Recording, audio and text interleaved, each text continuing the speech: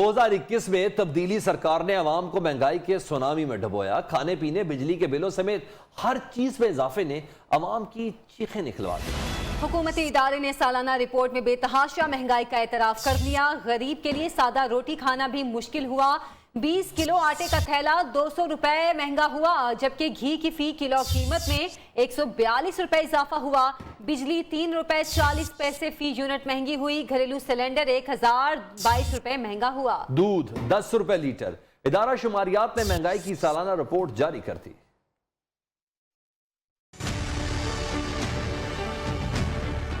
दो 2021 में महंगाई ही महंगाई।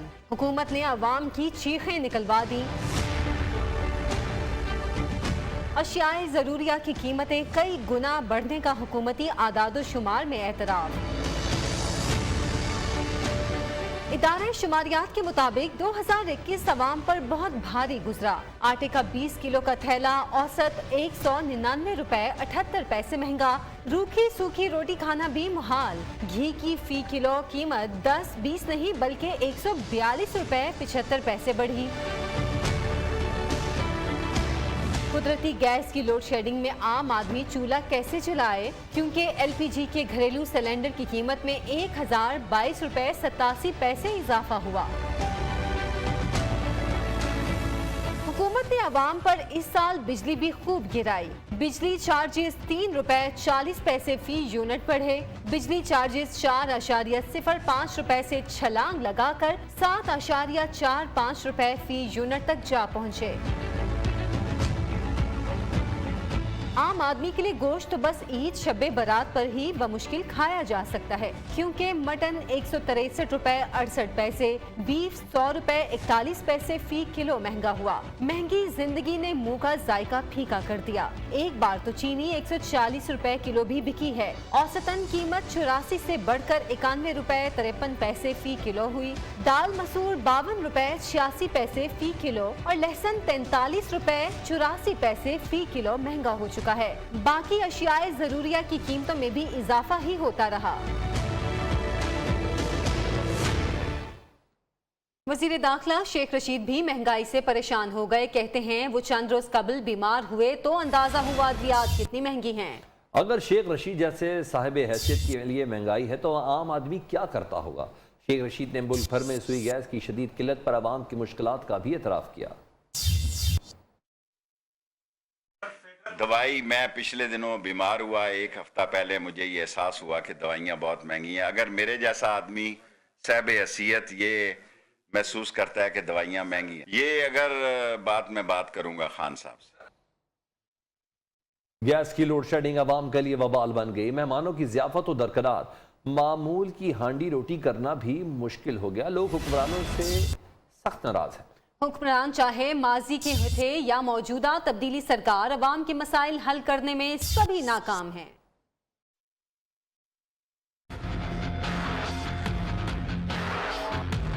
कराची से खैबर तक गैस लोड शेडिंग की दुहाई।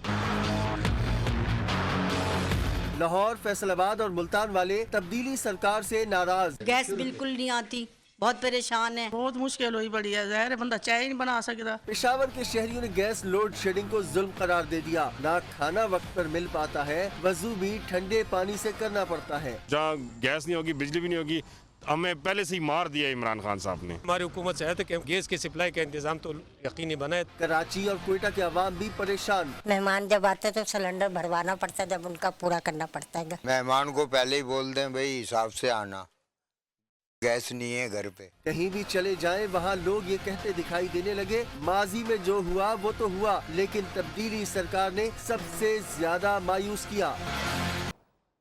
Welcome back. नवाज शरीफ वापस आना चाहते हैं तो टिकट देने को तैयार हूं। कान खोल कर सुन लें, हुकूमत मुद्दत पूरी करेगी। इमरान खान आखिरी वक्त तक करप्शन ज़दा माफिया के खिलाफ खड़ा रहेगा। वज़ीर दाखिला शेख रशीद का 2 टोक ऐलान। कराची में मीडिया से गुफ्तगू भी की। उन्होंने कहा कि शहबाज शरीफ जैसे झूठे और चोर के मुंह से मुखालिफिन की गिरबान पकड़ने की बातें अच्छी नहीं लगती। शेख रशीद ने आसिफ जरदारी के खैमे लगाने के बयान पर कहा, जरदारी और उनके टेंट उखड़ने का वक्त आ रहा है। हुकूमत और इस्टेब्लिशमेंट के ताल्लुकात बिल्कुल ठीक होने का दावा भी किया। शेख रशीद ने कहा, अवाम ने चोरों को पकड़ने के लिए वोट दिए, लेकिन हम अपने मकासद में नाकाम रहे। नवाज शरीफ साहब ने आना है तो जनाब मैं अपनी जेब से उनको टिकट ऑफर करता हूँ, आज कराची आए और एक वन साइडेड टिकट भी अलाउ भी करता हूँ। इतना सारा ड्रामा करके आप बीमारी का गए हैं, अल्लाह आपको सेहत दे और यकीनन सेहतमंद हैं, क्योंकि किसी डॉक्टर को तो आपने दिखाया ही नहीं। 3 आपके खानदान के लोग यहाँ मौजूद हैं, आप भी आ जाएं, बिस्मिल्लाह करें। आसिफ जरदारी साहब ने कहा मैं लाहौर में टेंट लगाने लगा हूँ। आसिफ जरदारी साहब, आपके और मेरे टेंट के उखड़ने का टाइम आ गया है। ये आप जैसे चोर हमारे गिरेबानों पे हाथ नहीं डाल सकते हुजूर। इसमें जरा बराबर उसको शक नहीं है कि नवाज शरीफ और आसिफ जरदारी खानदान एक करप्ट, डिसऑनेस्ट, स्लगिश और एक्स्ट्रावेगेंट इस मुल्क की दौलत बाहर ले जाने वाले। और अगर कोई ये समझ रहा है कि इमरान खान जा रहा है तो वो कहीं नहीं जा रहा। वो आखिरी सांस और आखिरी लम्हे और आखिरी वक्त तक इस करप्शन ज़दा क़यादत के खिलाफ लड़ाई लड़ता रहेगा। नवाज शरीफ अभी आए नहीं, हुकूमत की टल्ली पहले बज चुकी। इमरान खान और शेख रशीद अब घबराना नहीं, राना सनाउल्लाह का जवाबी वार। कहते हैं नवाज शरीफ की वापसी के खौफ से हुक्मरानों की नींदें उड़ गईं, नालायक और नाअहल टोले की चीखें निकल रही हैं। शेख रशीद के बयान से साबित हो गया हुकूमत घबरा गई है। जिनका अपना टिकट अवाम काट चुके वो अपने टिकट की फिक्र करें। इमरान नियाजी ने घबराहट में पार्टी आइन ही खत्म कर दिया।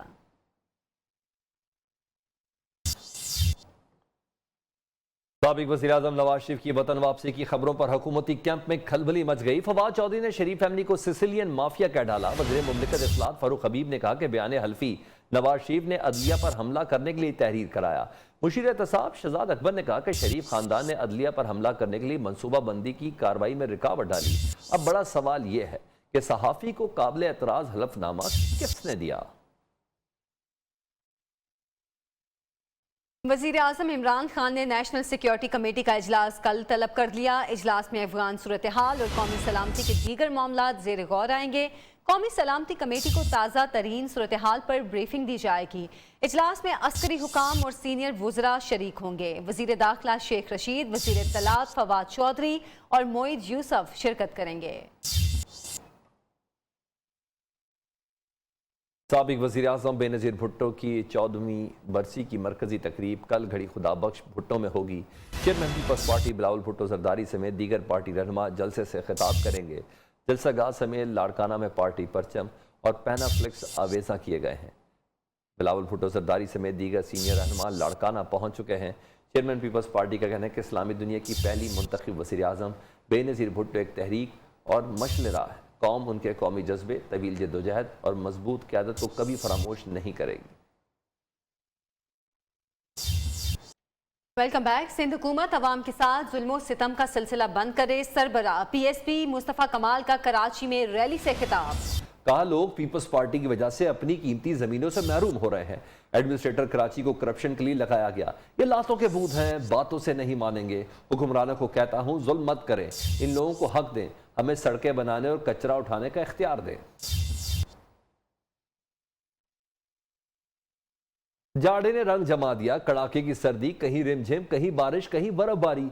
मरीज सयाहों से ओवरलोड, हजारों से आप फंस कर रह गए। 2 रोज में 52,000 गाड़ियां मरी में दाखिल हुई हैं, जबकि सिर्फ 3500 गाड़ियों की पार्किंग की गुंजाइश है। उधर कराची में भी बादल झलक पड़े, सर्दी बढ़ गई। लाहौर समेत पंजाब के मुख्तलिफ इलाकों में आसमान से बूंदें गिरी। आज़ाद कश्मीर के जिला बाग में बारिश और बर्फबारी ने सर्दी बढ़ा दी। इस्लामाबाद में जदीद टेक्नोलॉजी से लेस डायनो वैली में जानवर अपनी मौजूदगी का एहसास दिलाते हैं और इंसान माजी में खो जाता है। जानवरों की वादी की सैर करा रही हैं आयशा शुएब।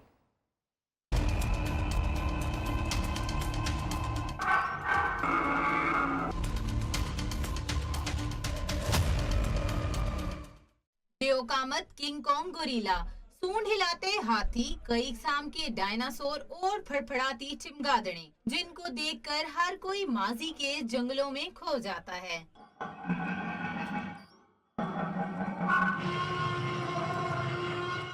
सरसब्ज पहाड़ों में घिरी डायनो वैली, जिसमें जदीद टेक्नोलॉजी मुतारिफ करवाई गई है। जानवरों की खौफनाक आवाजें सभी को माजी के इन जानवरों की याद दिलाती हैं, जिनमें से अक्सर अब नापैद हो चुके हैं। यहाँ आके ऐसा लग रहा है जैसे डायनासोर्स असल में है। यहाँ पे आवाज़ें जिस तरह की आ रही हैं, जिस तरह वो हिल रहे हैं, it's very realistic over here. All the animals, there voices and sounds and the looks of their is very realistic. मुझे देख के डर लगे और मैंने बहुत एंजॉय किया है. डायनो वैली में सैर सपाटे के साथ जानवरों की धाड़ों से बच्चे और बड़े सभी डरते भी हैं, लेकिन एंजॉय भी खूब करते हैं. इसके साथ ही न्यूज़ बुलेटिन से इतना ही.